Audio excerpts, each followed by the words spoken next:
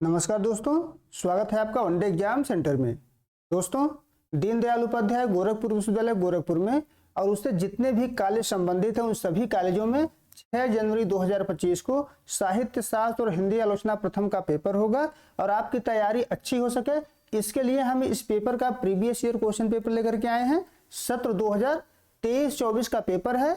आपका जो पहला पेपर है साहित्य शास्त्र और हिंदी आलोचना प्रथम, उसका कोड है HND 301। इस पेपर को हम लोग सॉल्व करेंगे और जानेंगे कि किस प्रश्न का उत्तर कौन सा होगा। इसी प्रकार के पेपर आपकी परीक्षा में भी आएगा, इसी प्रकार के प्रश्न आपकी परीक्षा में पूछे जाएंगे और इसमें से भी ढेर सारे प्रश्नों के आने की संभावना बनी रहेगी। तो आप वीडियो को पूरा देखिएगा। पूरे 50 प्रश्न हैं इसमें। 50वें प्रश्न को आप अच्छे से देख करके परीक्षा देने जाइएगा। तो चलिए वीडियो को शुरू करते हैं। आपका पहला प्रश्न है, रमणीयार्थ प्रतिपादकः शब्दः काव्यम कहा है, यानी ये जो कथन है यह किसके द्वारा कहा गया है। तो पंडित राज जगन्नाथ का कथन है। रमणीय अर्थ को प्रतिपादन करने वाले शब्द क्या होते हैं? काव्य कहलाते हैं। ये पंडित राज जगन्नाथ के द्वारा कहा गया है, तो सी ऑप्शन यहाँ पर सही हो जाएगा। दूसरा प्रश्न है, रीति संप्रदाय के प्रवर्तक हैं, किसके द्वारा रीति संप्रदाय की स्थापना की गई थी? तो आचार्य वामन के द्वारा रीति संप्रदाय की स्थापना की गई थी। आचार्य वामन का जो समय है वो 8वीं शताब्दी है, यानी 8वीं शताब्दी में आचार्य वामन विद्यमान थे और इनके द्वारा काव्यालंकार सूत्र नाम के ग्रंथ की रचना की गई थी। इनके ग्रंथ का नाम भी आप याद रखिएगा, इंपॉर्टेंट है, आपसे पूछा जा सकता है। तो बी ऑप्शन आपका इसका सही हो जाएगा। तीसरा प्रश्न देखते हैं, काव्य शास्त्र का प्राचीनतम ग्रंथ है। काव्य शास्त्र का सबसे प्राचीन ग्रंथ कौन सा है आपको बताना है। तो नाट्य शास्त्र काव्य शास्त्र का सबसे प्राचीन ग्रंथ है। तीसरे का बी ऑप्शन आपका सही हो जाएगा। यह ग्रंथ जो नाट्य शास्त्र है यह भरत मुनि के द्वारा लिखा गया था और भरत मुनि का समय है दूसरी शताब्दी। दूसरी शताब्दी में भरत मुनि विद्यमान थे और उन्हीं के द्वारा नाट्य शास्त्र नामक ग्रंथ की रचना की गई थी। बी ऑप्शन आपका सही हो जाएगा। चौथा प्रश्न है, ध्वनि सिद्धांत के प्रवर्तक आचार्य हैं, यानी किसके द्वारा ध्वनि सिद्धांत की स्थापना की गई थी। तो आनंदवर्धन के द्वारा, यहाँ आनंद पटवर्धन लिखा हुआ है, आनंदवर्धन के द्वारा ध्वनि सिद्धांत की स्थापना की गई थी। सी ऑप्शन आपका सही हो जाएगा। अब आनंदवर्धन का जो समय है वो 9वीं शताब्दी है, यानी 9वीं शताब्दी में आचार्य आनंदवर्धन विद्यमान थे और 9वीं शताब्दी में ही इनके द्वारा ध्वनि सिद्धांत की स्थापना की गई थी और इनके द्वारा ध्वन्यालोक नामक ग्रंथ की रचना की गई थी। इनके ग्रंथ का नाम है ध्वन्यालोक, आप याद रखिएगा, ध्वन्यालोक ग्रंथ का नाम है और ध्वनि सिद्धांत की स्थापना इनके द्वारा की गई थी। पांचवा प्रश्न देख लेते हैं, वक्रोक्ति जीवितम किसकी रचना है? किसके द्वारा वक्रोक्ति जीवितम की रचना की गई है? तो आचार्य कुंतक के द्वारा वक्रोक्ति जीवितम की रचना की गई है और कुंतक का समय है दोस्तों 10वीं शताब्दी। 10वीं शताब्दी में कुंतक विद्यमान थे और इनके द्वारा वक्रोक्ति संप्रदाय की स्थापना की गई है। यहाँ वक्रोक्ति जीवितम काव्य है, इनकी रचना है और इनके द्वारा ही वक्रोक्ति संप्रदाय की स्थापना भी की गई है। 10वीं शताब्दी इनका समय है। इनका समय हम आपको इसलिए बता रहे हैं ताकि आपसे अगर पूछा जाए कि इन आचार्यों की क्रम बैठाइए, भरत मुनि का नाम दे दे, भामह का नाम दे दे, क्षेमेंद्र का नाम दे दे, कुंतक का नाम दे दे और आपसे कहा जाए परीक्षा में कि इसका क्रम बैठाइए, तो आसानी से आप इसका क्रम बैठा सकें। इसलिए आप सबका समय याद रखिएगा, सबके ग्रंथों का नाम भी याद रखिएगा। तो बी ऑप्शन यहाँ पर 5वें का सही हो जाएगा। छठा प्रश्न है, विद्वानों के अनुसार काव्य हेतु के लिए अनिवार्य नहीं है। क्या काव्य हेतु के लिए अनिवार्य नहीं है? तो ईश्वर की कृपा जो है काव्य हेतु के लिए अनिवार्य नहीं है। डी ऑप्शन सही हो जाएगा। काव्य हेतु 3 ही होता है, प्रतिभा, व्युत्पत्ति और अभ्यास। ये तीनों मिलकर के काव्य हेतु का निर्माण करते हैं। प्रतिभा, व्युत्पत्ति और अभ्यास, ईश्वर की कृपा आवश्यक नहीं होती है। तो डी ऑप्शन छठे का सही हो जाएगा। सातवां प्रश्न है, काव्यादर्श ग्रंथ के रचयिता हैं। काव्यादर्श दंडी का ग्रंथ है, तो ए ऑप्शन आपका सही हो जाएगा। दंडी जो है दोस्तों अलंकारवादी आचार्य हैं। 7वीं शताब्दी इनका समय है, 7वीं शताब्दी इनका समय है और अलंकारवादी आचार्य हैं, अलंकार को ये प्रमुख मानते हैं काव्य में। ए ऑप्शन आपका यहाँ पर सही हो जाएगा। 8वां प्रश्न है, अलंकार मत के पोषक हैं, यानी कौन कौन आचार्य इसमें से अलंकारवादी हैं। तो आप सबका नाम याद रखिएगा क्योंकि इसमें से जितने भी आचार्य हैं सभी अलंकारवादी हैं। परीक्षा में आपको एक आचार्य का नाम लेकर के भी पूछा जा सकता है, इसलिए सबका नाम आप याद रखिएगा। जयदेव हो, उद्भट हो गए, जयदेव हो गए, दंडी हो गए, अप्पय दीक्षित हो गए, रुद्रट हो गए और प्रतिहारेंद्र दुराज हो गए। सभी जो है अलंकारवादी आचार्य हैं। तो 8वें का डी ऑप्शन यहाँ पर सही हो जाएगा। 9वां प्रश्न है काव्यालंकार ग्रंथ है, काव्यालंकार किसका ग्रंथ है आपको बताना है। तो रुद्रट का ग्रंथ है काव्यालंकार, और रुद्रट का समय है 9वीं शताब्दी। ए ऑप्शन यहाँ पर आपका 9वें का सही हो जाएगा। 10वां प्रश्न है रीति सिद्धांत के प्रतिपादक आचार्य हैं। रीति सिद्धांत के प्रतिपादक आचार्य कौन है। तो आचार्य वामन के द्वारा रीति सिद्धांत की स्थापना की गई थी। हम पहले ही बता चुके हैं आपको कि वामन का जो समय है वो 8वीं शताब्दी है, 8वीं शताब्दी में विद्यमान थे और इनके द्वारा रीति सिद्धांत की स्थापना 8वीं शताब्दी में की गई थी। तो ए ऑप्शन आपका 10वें का सही हो जाएगा। 11 नंबर प्रश्न है काव्य की आत्मा माना गया है। अलग अलग आचार्यों के द्वारा काव्य की आत्मा अलग अलग माना जाता है, लेकिन सामान्य रूप से रस को काव्य की आत्मा स्वीकार किया जाता है। तो 11 का सी ऑप्शन आपका यहाँ पर सही हो जाएगा। 12 नंबर प्रश्न है रिपब्लिक रचना है, यानी रिपब्लिक जो ग्रंथ है वह किसके द्वारा लिखा गया है। तो प्लेटो के द्वारा लिखा गया है रिपब्लिक ग्रंथ। बी ऑप्शन आपका यहाँ पर सही हो जाएगा। यहाँ आपको बता दें प्लेटो जो है अरस्तु के गुरु हैं, यानी प्लेटो समय पहले है, अरस्तु का समय बाद में है। यहाँ भी क्रम बैठाने के लिए आपसे पूछा जा सकता है। तो प्लेटो का नाम पहले आता है, फिर अरस्तु का नाम आता है। बी ऑप्शन यहाँ पर सही हो जाएगा। रिपब्लिक की रचना जो है प्लेटो के द्वारा की गई थी। 13 नंबर देखते हैं स्वच्छंदतावाद अंग्रेजी शब्द का हिंदी रूपांतरण है। किस अंग्रेजी शब्द का हिंदी रूपांतरण है स्वच्छंदतावाद। तो रोमांटिसिज्म का हिंदी रूपांतरण है। स्वच्छंदतावाद को अंग्रेजी में रोमांटिसिज्म कहा जाता है। 13 का बी ऑप्शन आपका सही हो जाएगा। 14 नंबर प्रश्न है पोएटिक्स के लेखक हैं, यानी जो पोएटिक्स नामक पुस्तक है इसके लेखक कौन है। तो पोएटिक्स नामक पुस्तक अरस्तु के द्वारा लिखा गया है। 14 का डी ऑप्शन यहाँ पर आपका सही हो जाएगा। 15 नंबर प्रश्न है यथार्थवाद का संबंध है। यथार्थवाद का संबंध किससे है, यानी आपसे सामान्य रूप से पूछा जाए तो यथार्थवाद क्या है। जीवन और जगत की वास्तविकता से यथार्थवाद का संबंध होता है। यथार्थ का मतलब ही होता है सच्चाई, यानी वास्तविकता। जीवन और जगत की वास्तविकता से ही यथार्थवाद का संबंध होता है। तो 15 का बी ऑप्शन यहाँ पर आपका सही हो जाएगा।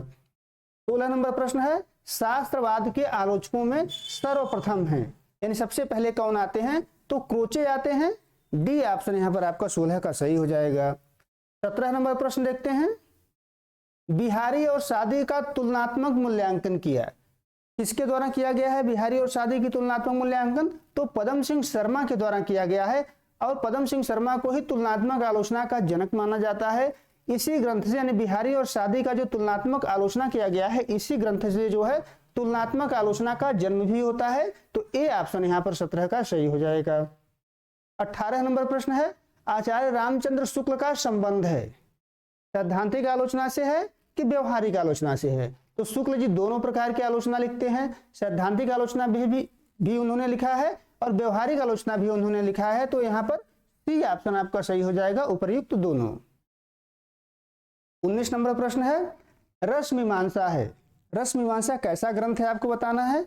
आपको पहले बता दें कि जो रस मीमांसा ग्रंथ है ये रामचंद्र शुक्ल के द्वारा 1949 ईस्वी में लिखा गया था, और यह कैसा ग्रंथ है सैद्धांतिक समीक्षा का ग्रंथ है। 19 का ए ऑप्शन आपका सही हो जाएगा, यानी समीक्षा संबंधित सिद्धांत इसमें दिए गए हैं। ए ऑप्शन आपका सही हो जाएगा। 20 नंबर प्रश्न है हिंदी साहित्य 20वीं शताब्दी के लेखक हैं। यह जो ग्रंथ है हिंदी साहित्य 20वीं शताब्दी, यह किसके द्वारा लिखा गया है। तो नंद दुलारे वाजपेयी के द्वारा लिखा गया है। सी ऑप्शन आपका सही हो जाएगा। 21 नंबर प्रश्न देखते हैं आलोचना है। आपको बताना है कि आलोचना क्या है। मूल्यांकन की कला है, आलोच्य कृति की व्याख्या है, कृति के वैयक्तिक प्रभाव का प्रस्तुतिकरण है, या तीनों है। तो डी ऑप्शन आपका सही हो जाएगा। तीनों आलोचना के अंतर्गत आ जाते हैं। तो 21 का डी ऑप्शन यहाँ पर सही हो जाएगा। 22 नंबर प्रश्न है मार्क्सवादी समीक्षक हैं। इसमें से कौन सा समीक्षक मार्क्सवादी है। तो रामविलास शर्मा जो है इसमें मार्क्सवादी समीक्षक हैं, यानी मार्क्सवाद के सिद्धांतों को आधार बना करके इनके द्वारा आलोचना लिखा गया है, समीक्षा किया गया है। तो 22 का डी ऑप्शन यहाँ पर सही हो जाएगा। 23 नंबर प्रश्न है प्रेमचंद और उनका युग के लेखक हैं। प्रेमचंद और उनका युग पुस्तक का नाम है। यह किसके द्वारा लिखा गया है। तो रामविलास शर्मा के द्वारा लिखा गया है, और रामविलास शर्मा ने इस ग्रंथ को 1952 ईस्वी में लिखा था। 1952 ईस्वी में। बी ऑप्शन यहाँ पर आपका सही हो जाएगा। 24 नंबर प्रश्न है आनंद कादम्बिनी के संपादक हैं।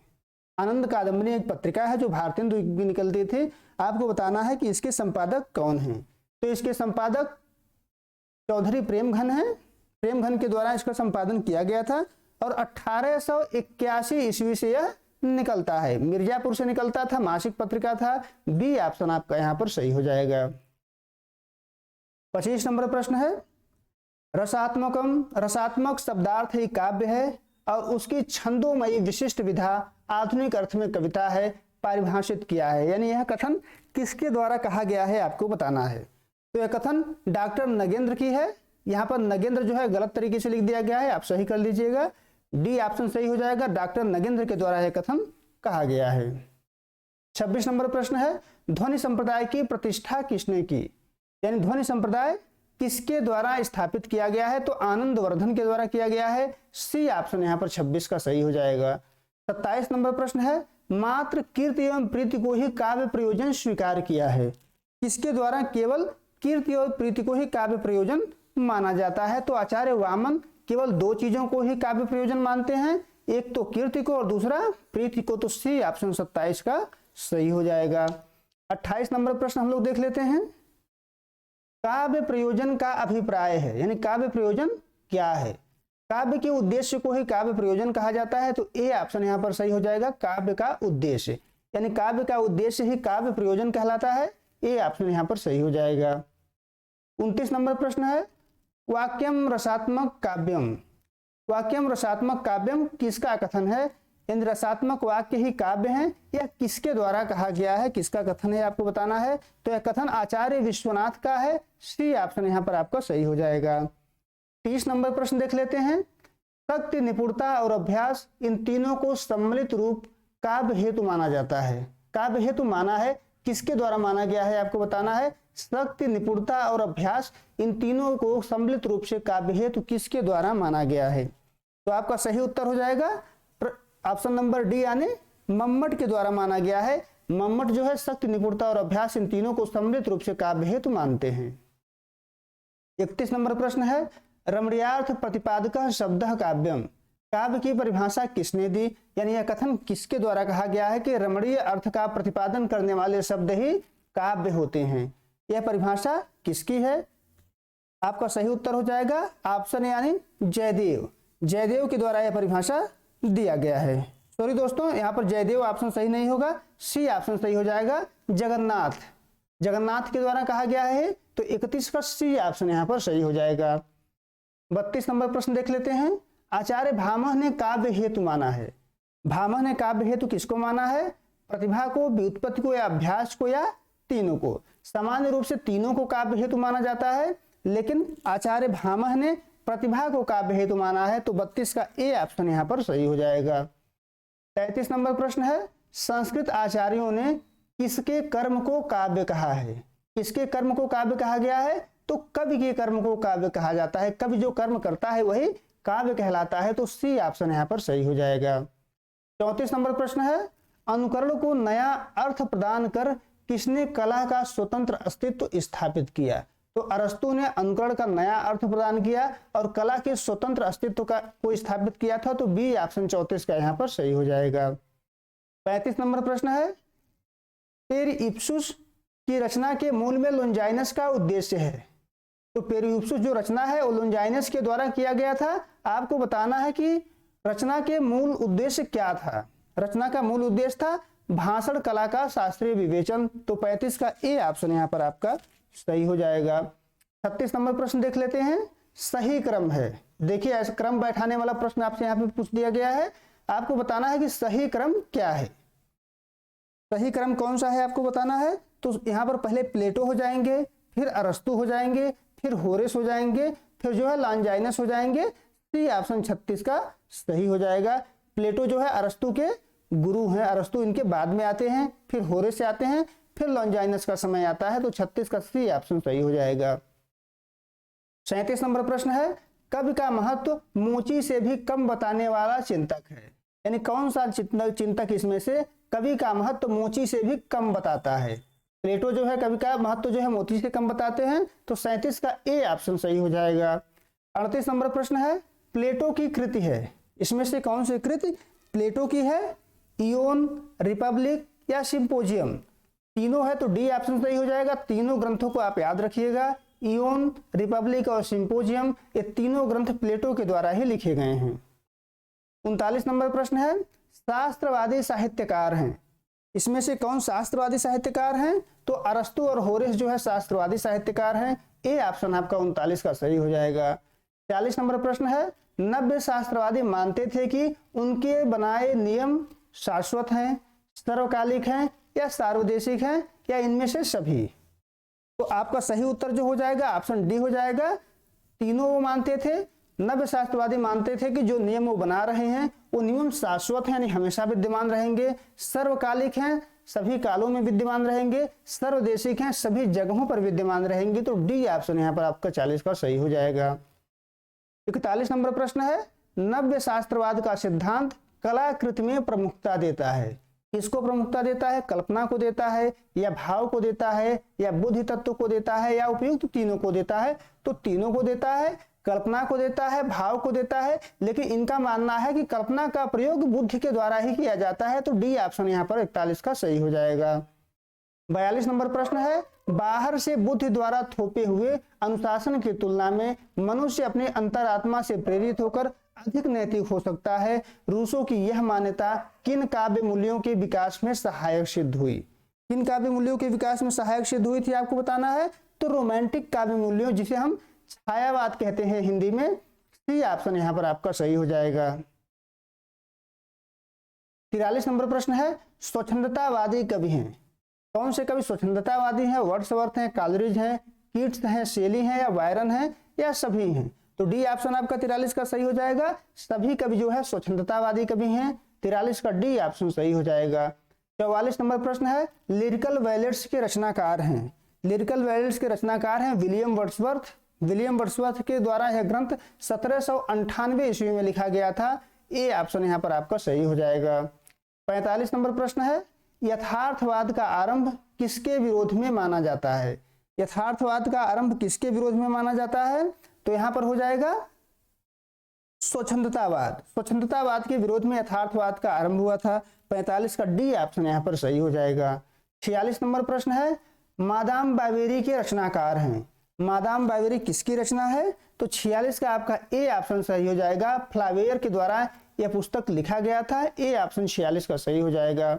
47 नंबर प्रश्न है, यथार्थवादी कला को विकसित किया, किसके द्वारा यथार्थवादी कला को विकसित किया गया था? टॉल्स्टॉय के द्वारा, गोर्की के द्वारा या गोगोल के ने विकसित किया था? किसने किया था? तो तीनों ने किया था। डी ऑप्शन आपका 47 का सही हो जाएगा। 48 नंबर प्रश्न है, आपको यहाँ पर सुमेलित करके उत्तर बताना है कि कौन सा उत्तर सही होगा।